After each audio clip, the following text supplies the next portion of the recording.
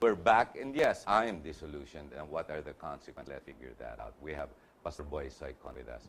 Boy, it is obvious, based on the interviews and the reports on media, there is definite disillusion among the Philippine National Police. The AFP, the Armed Forces, kasi 150 strong PNP, 120, 150 strong AFP. We have no military adventurism here and around the world. I've never heard of the police, though, going into some type of adventurism. Yan ba mag-spill over, or they already share the same sentiments with the soldiers, one way or the other, of the state? If you notice, no, the sympathy is not just bought before playing a black armband. In showing the sympathy. That's sympathy. Pero nung desisyon magmarcha na yung iba. Sa C5, nakita natin. This is already elevating it into a higher level of Damdaman na talaga. And at the same time, due to the tactical structure where the PNP on a need-to-know basis not inform the AFP, ang lumalabas ngayon sa AFP, wala silang tiwala sa amin. Parang gano'n So, lumalabas.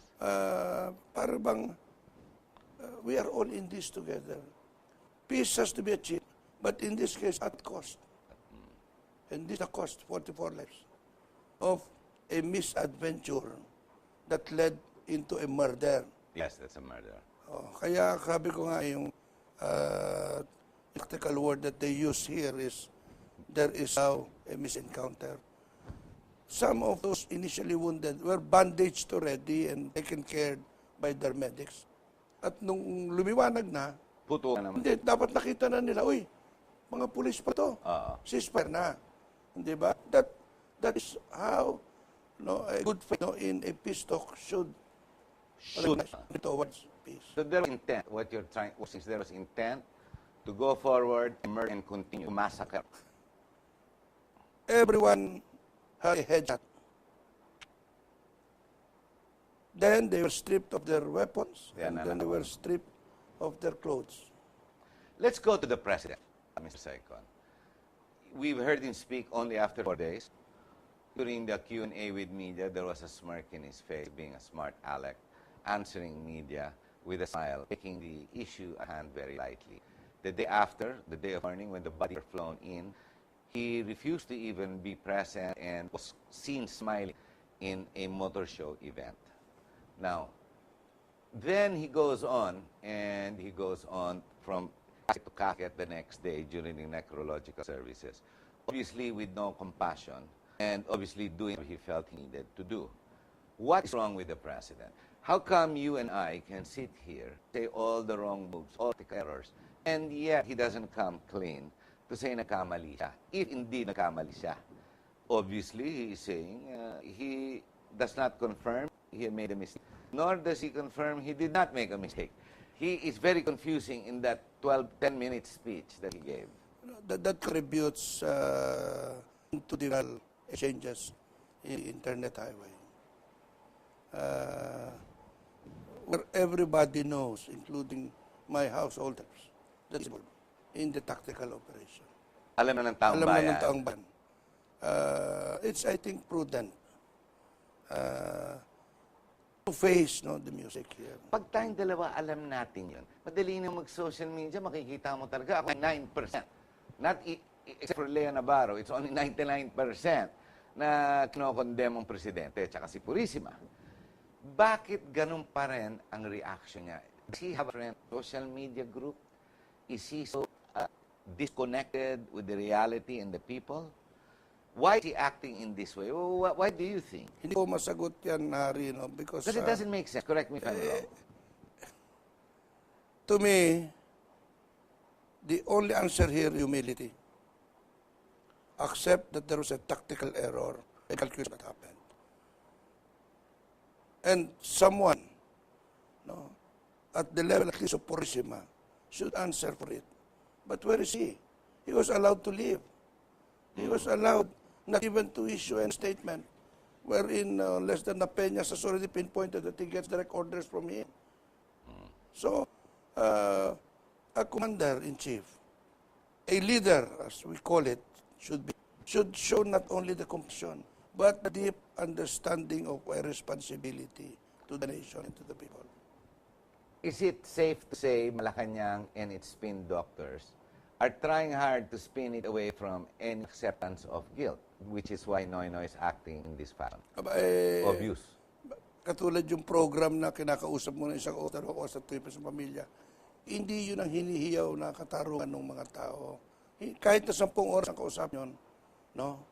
Hindi mo makakalaman yung loob ng mga tao na yan. They want justice. They want justice. Dahil para magkaroon kabuluhan po, yung pagkamatay nila. Siya yung katotohanan, ibinang siya. And the president, he cannot the truth. Siya naman, you know, the word church, di ba, of Pope Francis, the truth has to come out. The truth will set you free. Yeah, so, he's not based on the truth that he knows. Why would he do? Ito is disadvantage. I think a protectionism. Now, no, that now he has conducted in military operations, that he is always being like a fiesta. Okay. The total destruction. Again, the word is ko. Para bang yung insensitive to the consequence. Yung consequence kasi, sabi nga, it is different on after. And after that, he is now a secretary of the ILG, who is in the dark and he answer questions. He is a chief of the national. He does not also know, but he asked reinforcement should be given. The Philippine provincial director, he does know. Imagine, no? Where does now the responsibility begin? Pero surely, alam ni Noy, nagkama sila. How can they think they can spare us to get out of it? This is recklessness I mean, and or arrogance. stupidity. And arrogance, if they think they can get away with it. But isn't it sheer stupidity knowing that pang nakita ka na maril tao, tumakbo ka, namukaan ka na, tumakbo ka pa rin, tumago ka pa rin. Alam mo naman, huli ka na, kumbaga. It's like an ostrich bearing his head on Yes. The rest of the body is out in the open. So, does he not know this, or is he such a special child, he cannot identify his mistakes that have been identified by everybody else? I think now it's purely now a medical expert that we should in this show. Because search me, I am aghast. It behooves you, and you can't figure that part out yourself. But okay, let's give the president, everybody knows anyway, with that funny smile of his. Let's say that he is a special child. Surely Purisima is not. I mean, Purisima has been devious enough to be able to buy houses and to enrich himself. Surely he can identify he has made a big mistake, and the way out of this is to come out in the open. In fact, if he did love the president and if he did respect him, to cover up for him. If he's a true soldier. The word is... If he's a true soldier. But if he's not, he's only for his own skin, bahala na kayo. Imagine, Napeñas is now being asked I heard him. He accepts everything. Accepts the responsibility of the death. Everything. And then all the rest is free. But Peñas cannot, because he's not the highest staff. He cannot do that without permission, without authorization, correct? They are subject to compliance only. Whatever is told of them. Yeah, you made that clear. Hindi pwede. There is still a higher up. There is a higher up. A compliance does not ask you, may clearance ka ba kay Presidente? Well, this is our target. We will jump off. Okay, prepare a 7-day provision. Provision. No, we'll have 3 days of hiking. All of this is all that's done by Napeñas on the tactical. Hindi niya. He's not after the $5 million or the $2 million. Wala sa sundalo yun eh.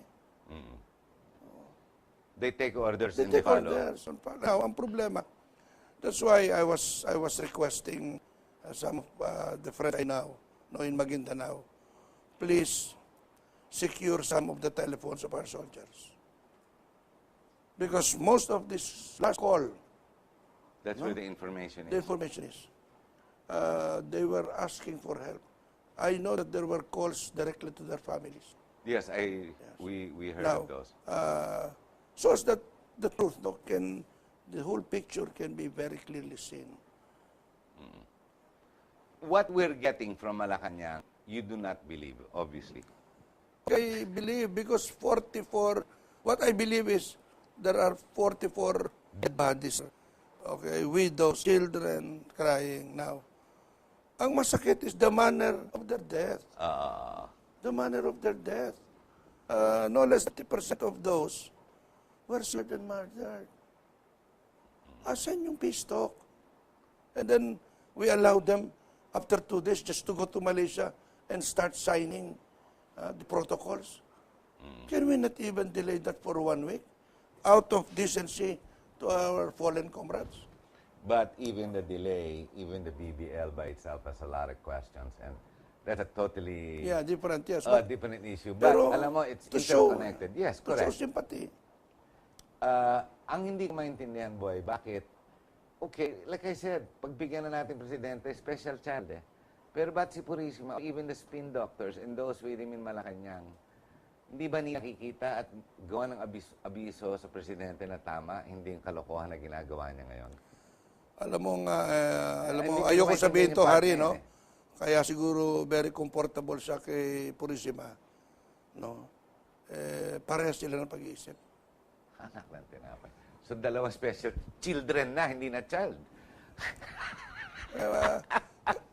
What can I say? He is the one that was pinpointed by the Peñas to have ordered. Command ka ng Philippine National Police. Ang puso mo nandun sa mga namatay. Oo, correct. No? Ano ba naman yung nakikiramay ka sa pamilya? Siya dapat ang nakikiramay eh. Hindi he's allowed to leave, No? tumakbo. And then two, siya yung nababanggit. Hindi mo na siya mabigyan ng statement na wala po akong alam dyan o may alam po ako diyan. No, so these are the things that any Tom, Dick, and Harry of the street to say, anong klaseng mga tao yun? Well, Kasi kung hindi ikaw, I will go out there and talk to anyone that will help me Clear relay it my up. message and clear it up. we're going to have to take a short break, boy. Ladies and gentlemen, yes, again, it's about dissolution. When we come back in the final episode, I'd like to take it one step further. Let's talk consequence. Now we know that we have all been lied to, and yet we are all figuring out one after the other exactly what happened. Where does all of this lead to? Where, you have to remember, we only have 13 months before the election. How does it affect us? How does it affect our economy, our security? Let's not forget, the Philippine National Police and the armed forces are the people authorized to carry weapons and ammunition to protect and to serve the people. They, too, like us, are disillusioned. What exactly is that consequence? We'll be right back.